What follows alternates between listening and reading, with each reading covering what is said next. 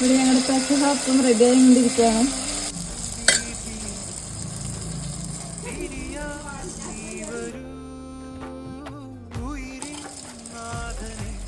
ഈ മാവ് എങ്ങനെയാണ് ഉണ്ടാക്കുന്നത് മമ്മി?